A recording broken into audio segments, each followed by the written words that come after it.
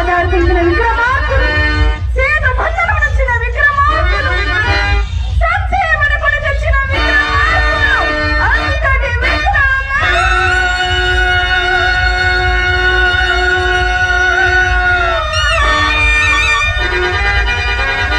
బావా కన్న, నీకొక పరమ రహస్యము వినిచిన సావధానముగా వినియదేవా. నీ సంపాదనము వలనే తెలియచున్నది, అయినా నువ్వు తెలుపుము బాబా.